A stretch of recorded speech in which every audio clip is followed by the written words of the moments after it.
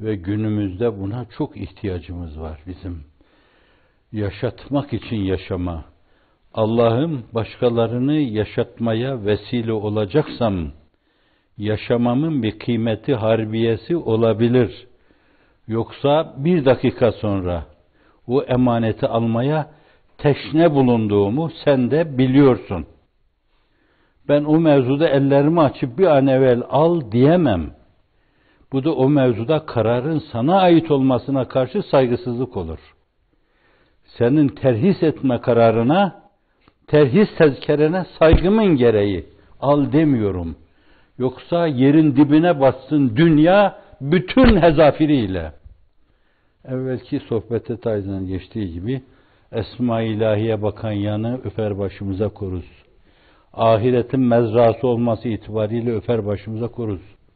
Ama Esma-i İlahi onda okumayan körlerle ne alakası var o işin? Burayı ahiretin mezrası şeklinde görmeyen insanların ne alakası var? Bu açıdan dünya olması itibariyle yerin dibine batacak bir şeydir. Onu güzelleştiren iki ayrı buğdu var. Ahiretin mezrası, Esma-i İlahi'nin mecalisi ve mezahiri. Öyle bakma, öyle görme ve öyle değerlendirmeyi Allah muvaffak eylesin. Yaşama değil esasen, yaşatma meselesi. Eğer başkalarını yaşatmaya beni vesile kılacaksan, hayatımın bir anlamı var demektir. Yoksa ben bu anlamsız hayattan, başkalarına yararı olmayan hayattan, ruhen onlarda bir basubadel mevt duygusu hasıl etmeyen hayattan, kalbi hayatta basubadel mevt hasıl etmeyen hayattan tiksinti duyuyorum, sana sığınıyorum, beni bu ağır vebal altından kurtar falan gibi. Miraç hadisinde Efendimiz sallallahu aleyhi ve sellem işte o görülmezleri gördü, erilmezlere erdi. Biz bu aleme ait, o metafizik dünyalara ait, hatta metafizik dünyalara ait o enginlikleri ölçemediğimizden, tartamadığımızdan dolayı sadece o mevzuda başkalarının beyanına binaen diyoruz ki onların hepsi mâ lâ eynun râet ve lâ üznün semiyet ve lâ hatara alâ kalbi beşer. Yani sadece diyelim bir Seyyidin Hazreti Mesih ile, bir Hazreti Musa ile, bir Hazreti İbrahim ile, bir Hazreti Adem ile karşılaşması, onların dünyaların içine girmesi, o mübarek zatlar tarafından mazhar iltifat olması, teşrif edilmesi, tekrim edilmesi, tebcil edilmesi, güzergah boyu aldığı bu yolda ve sonra da cennete gitmesi. Gazı Yas Şifa-i Şerif'inde ısrarla söylüyor. Aliül Kari de üzerine yazdığı şerhte o temkinli olarak o tefsiri de öbür tefsiri de zikrediyor. Cenab-ı Hakk'ın cemali ve kemalini müşahede buyuruyor diyor. Hazreti Pir'in ifadeleri çerçevesinde ele alacak olursak diyor ki dünyanın binlerce sene mesudan hayatı cennetin bir dakikasına mukabil gelmez. Bir saatte olsa yani.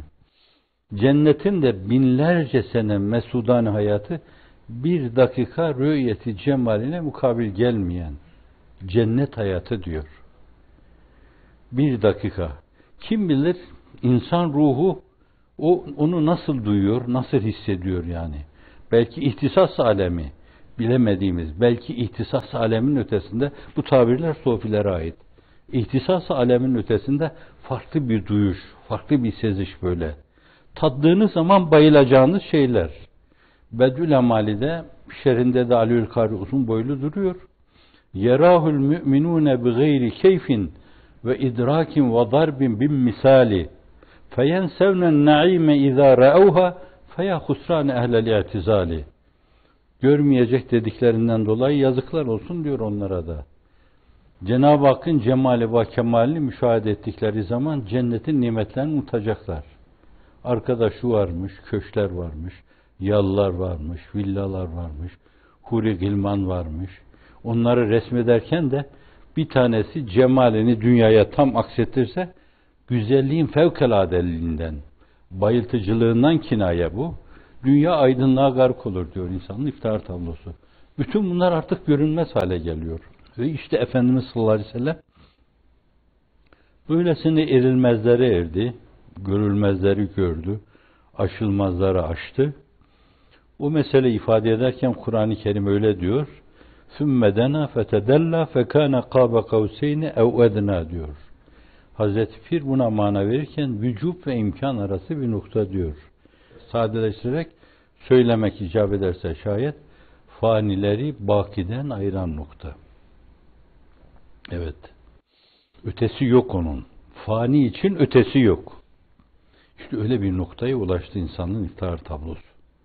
Onun için Abdülkuddüs der ki insanlığın iftihar tablosu erilmezlere erdi, ulaşılmazlara ulaştı.